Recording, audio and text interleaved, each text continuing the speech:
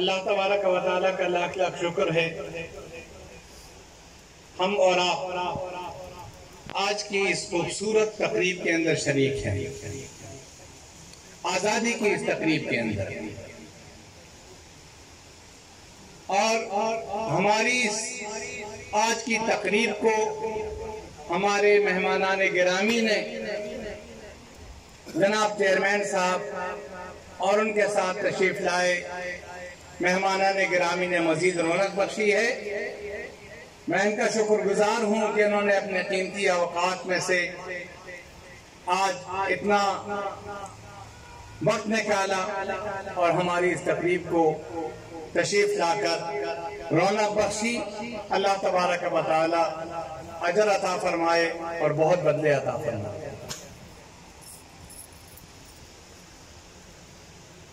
محترم حاضرین، یہاں جو اس سٹیج پر پیچھے یہ پینافلیکس لگا ہوا ہے، اس میں تقریب یوم آزادی کا عنوان نہیں ہے۔ جو عنوان ہے وہ ہے یوم تشکر قیام پاکستان، یوم تشکر قیام پاکستان۔ اور میں سمجھتا ہوں کہ آج کے دن کا حقیقی عنوان یہی، اصل عنوان یہی۔ اللہ تبارک و تعالیٰ نے ہمیں آزادی کی نعمت سے نوازا۔ ایک وقت تھا آزاد تھے، اس بر صغیر میں مسلمانوں ہی کی حکمرانی تھی، اور ایک تھوڑے سے وقت کے لیے 1000 برس تک مسلمان بلا شرکت غیرے یہاں حکمران رہے۔ انگریز آیا، آزادی چھین لی، غاصب اور ظالم انگریز، اور وہ ہندوستان کو، جس کو اس زمانے میں پوری دنیا کے اندر سونے کی چڑیا کہا جاتا تھا، اس کو لوٹ کر 150 برس کی حکمرانی میں اس کو لوٹ کر چلا گیا، اور گیا بھی آسانی کے ساتھ نہیں۔ یہاں ہمارے بڑوں نے، ہمارے اکابر نے بہت بڑی قربانیاں دی۔ قیام پاکستان کی تحریک بہت ہی دلدوز کہانیوں سے بھری ہوئی ہے، اور آزادی اتنی آسانی کے ساتھ نہیں ملی۔ ہمارے اکابر نے اور اس دور کے مسلمانوں نے اس کی بہت بڑی قیمت ادا کی ہے۔ ہم آزاد ہوئے الحمدللہ ثم الحمدللہ، اور اس پر اللہ تبارک و تعالیٰ کا جتنا شکر ادا کیا جائے کم ہے۔ غلامی کی زندگی تو کوئی زندگی نہیں ہوتی، زندگی تو آزادی کی زندگی ہے، غلامی کی زندگی تو موت ہے، اور موت سے بھی بدتر۔ اللہ پاک نے ہمیں ایک خطہ زمین عطا فرمایا ہے، اور اس میں ہم آزادی کے ساتھ سانس لے رہے ہیں، ہم آزادی کے ساتھ اس کے اندر رہ رہے ہیں، اور ہمارا طبقہ علماء وہ تو ایک اور انداز سے اس پر بہت زیادہ شکر گزار ہے اللہ تبارک و تعالیٰ کا، اور آزادی کی تحریک چلانے والوں کا جس طرح سے شکر گزار ہے۔ ہم تو دنیا میں یہ سمجھتے ہیں کہ آج کے اس دور کے اندر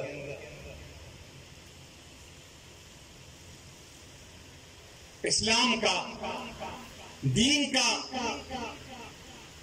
قرآن کی تعلیم کا، رسول اللہ صلی اللہ علیہ وسلم کی احادیث کی تعلیم کا جتنا موقع یہاں میسر ہے آزادی کے ساتھ، اس طرح آج دنیا کے کسی اور ملک کے اندر تمام اسلامی ممالک کے اندر اس طرح آزادی کا تصور وہاں پر نہیں.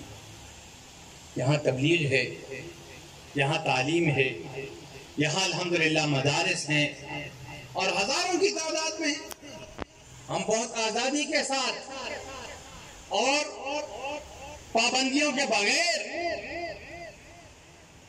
دین کی خدمات سر انجام دے رہے ہیں. اور اسی طرح میں سمجھتا ہوں کہ جو آدمی جس طبقے کے اندر ہے، جس فیلڈ کے اندر ہے، وہ اگر سوچے تو وہ یہ محسوس کرے گا کہ کتنی آزادی کی یہ نعمت کتنی بڑی نعمت ہے اور اس سے ہم کس طرح سے مستفید ہو رہے ہیں. ایک تو اس پر اللہ تبارک و تعالیٰ کا ہم سب کو شکر گزار ہونا چاہیے. یہ آزادی کا دن بھی ہے اور آزادی کے ساتھ ساتھ یہ تشکر کا دن بھی ہے. ہم اللہ تبارک و تعالیٰ کا دل سے شکر ادا کریں، اللہ تبارک و تعالیٰ کی بارگاہ میں سجدے کریں اور دو رکعت اللہ تبارک و تعالیٰ کے لیے شکرانے کی ادا کریں کہ اللہ پاک نے ہمیں یہ وطن بخشا. لیکن اس کے ساتھ ساتھ ضرورت ایک اور چیز کی بھی ہے. ہم آزادی کی تقریبات بھی منائیں، ہم اس پر خوشی کا اظہار بھی کریں اور ہم اللہ تبارک و تعالیٰ کا شکر بھی ادا کریں. لیکن آج کا دن جس طرح آزادی کا دن ہے، جس طرح آج کا دن تشکر کا دن ہے، اسی طرح آج کے دن کو ہمیں اس طور پر بھی منانا چاہیے کہ ہم اس میں تجدید عہد کریں اللہ تبارک و تعالیٰ کے ساتھ جو وعدے کیے گئے تھے. اور اس وقت پاکستان کی آزادی کے لیے جو نعرہ لگایا گیا تھا، پاکستان کا مطلب کیا؟ لا الہ الا اللہ. آج ہمیں اس کا بھی احتساب کرنا ہے. ہم نے اس نعرے کی کہاں تک لادل کی؟ اگر کہیں پر ہم کامیاب ہوئے ہیں اس میں تو ہمیں اور بھی اللہ تبارک و تعالیٰ کا شکر ادا کرنا چاہیے. اور خدا نخواستہ اگر ہم اس مقصد تک نہیں پہنچے تو آج ہمیں اپنے عہد کی تجدید کرنی چاہیے. آج کا دن آزادی کا دن بھی، آج کا دن تشکر کا دن بھی اور آج کا دن تجدید عہد کا دن بھی. جو آزادی کی اس نعمت کے حصول کے وقت قوم کے ساتھ جو وعدے کیے گئے تھے، اگر ان کا ایفا نہیں ہوا تو ان کا ایفا کب ہوگا؟ یہ خطہ زمین آزاد تو ہو گیا، لیکن ہم یہ سوچیں کیا یہاں کی معیشت آزاد ہے؟ اگر آزاد نہیں ہے تو میں اور آپ اس کے لیے کیا کردار ادا کر رہے ہیں؟ آیا یہاں کا نظام تعلیم آزاد ہے؟ اگر آزاد ہے تو ہم اس پر شکر ادا کریں، اور اگر آزاد نہیں ہے اور یہاں کا نصاب اس اسلامی مملکت کے تقاضوں کے مطابق نہیں ہے تو ہم اور آپ اس کے لیے کیا کردار ادا کر رہے ہیں؟ یہاں کا عدالتی نظام کیا آزاد ہے؟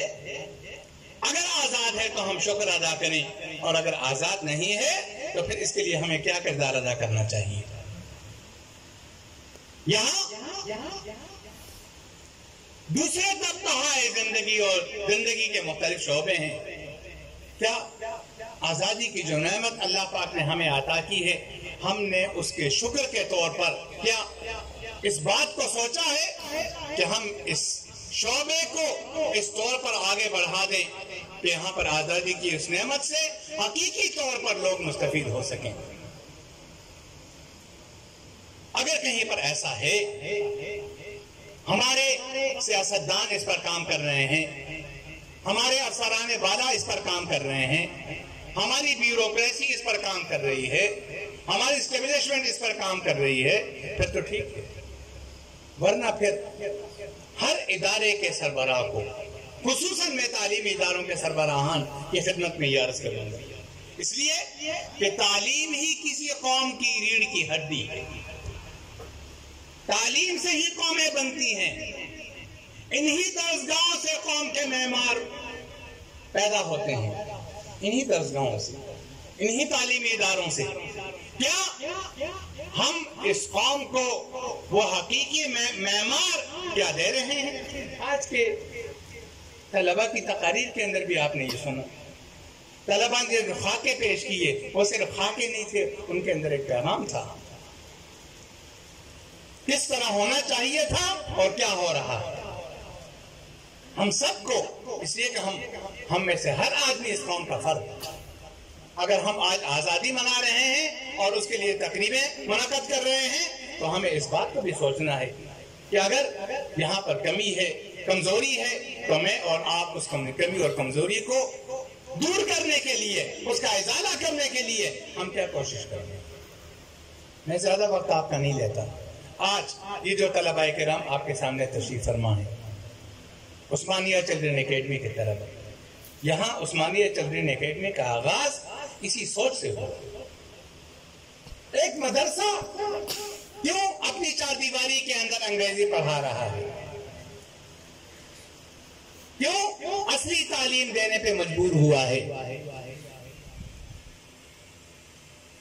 ہمارے پاس اسکول تو ہیں، ہمارے پاس کالجز ہیں، ہمارے پاس یونیورسٹیاں ہیں، لیکن میں افسوس کے ساتھ عرض کروں، آج ہمارے نیب کے اندر جو کیسز ہیں وہ کن لوگوں پر ہیں؟ انہی لوگوں پر ہیں جن سے قوم کی امیدیں وابستہ ہیں، لیکن انہوں نے کیا کیا؟ کیسی کیسی دلدوز کہانیاں ہمارے سامنے آتی ہیں۔ عثمانیہ چلڈرن اکیڈمی کا قیام حضرت مفتی صاحب دامن برکاتہ عالیہ کی اسی سوچ کی عکاس ہے کہ ہم قوم کو ایسے لوگ دینے میں کامیاب ہو جائیں اور ہر آدمی اپنے اس میں دائرہ اختیار کے اندر ہر آدمی اس بات کی محنت کرے، کوشش کرے کہ ان تعلیمی اداروں سے ایسے لوگ نکلیں جو مستقبل کے اندر اگر اور خدا کرے ایسا ہو کہ وہ ذمہ دار مناصب پر آئیں تو ان کے دلوں کے اندر ایمان ہو، وہ دیانتدار ہوں،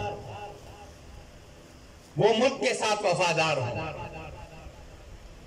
وہ صرف اپنے آپ کو بنانے میں اور اپنے خاندان کو بنانے میں نہ لگے رہیں، بلکہ وہ ان مناصب پر آ کر اس قوم کو اور اس ملک کو بنانے کی فکر کریں۔ ان کے اندر امانت، ان کے اندر دیانت، ان کے اندر خوف خدا، ان کے اندر اپنے منصب اور اپنے عہدے کی ذمہ داری کا احساس ان کے دلوں کے اندر ہو۔ یہاں عثمانیہ چلڈرن اکیڈمی کا قیام اور پھر اس کے بعد عثمانیہ پوسٹ گریجویٹ کالج کا قیام، اور انشاءاللہ اگلا قدم وہ عثمانیہ یونیورسٹی کا ہے۔ اس کے پیچھے یہی سوچ کار کرنا کہ خدا کرے ہم اس ملک کو اور اس قوم کو ایسے افراد دینے میں کامیاب ہوں، اور اگر اسی طرح کی سوچ ہو ملک کے اندر اور ایسے لوگ آگے آئیں جن کی تربیت ہی اس انداز سے ہو رہی ہو کہ وہ اسلام کے وفادار، وہ ملک کے وفادار، وہ قوم کے وفادار، اور وہ آ کر اس نظام کو بدل دیں، تب یہ قوم آزادی کی حقیقی نعمتوں سے مستفید ہو سکے۔ اللہ کرے جو خواب حضرت مفتی صاحب کا ہے اور جو خواب اس ادارے کی بنیاد بنا ہے، اللہ کرے ہم اس کے اندر کامیاب ہوں اور اس طرح کے ادارے پورے ملک کے اندر وجود میں آئیں جو ایسے بچے پیدا کریں اور جو ایسے بچوں کو آگے بھیجیں، اور خدا کرے کہ ان سے قوم کی امیدیں اور ہم سب کی امیدیں جو ہم ان سے وابستہ کریں وہ ان امیدوں پر پورے اتریں اور اس ملک کے لیے، قوم کے لیے، اسلام کے لیے اور اس دھرتی کے لیے ان کی خدمات ایسی ہوں کہ وہ اس ملک کو دنیا کے اندر اور بھی زیادہ چمکا دیں۔ الحمدللہ چمکا ہوا ہے، لیکن اس تشکر کے ساتھ اور آزادی کے اس جذبے کے ساتھ ہم میں سے ہر آدمی یہ سوچ لے کر اٹھے کہ اس ملک کے اندر میں کیا خدمت انجام دے سکتا ہوں کہ یہ ملک یہ سیدھی راہ پر چلے اور ہم دن بدن تنزل کا شکار ہونے کی بجائے ہم ترقی کریں، دنیا کے اندر سرخرو ہوں اور دنیا کے اندر ہم سربلند ہوں۔ اللہ کرے وہ دن ہمیں نصیب ہو۔ وآخر دعوانا ان الحمدللہ۔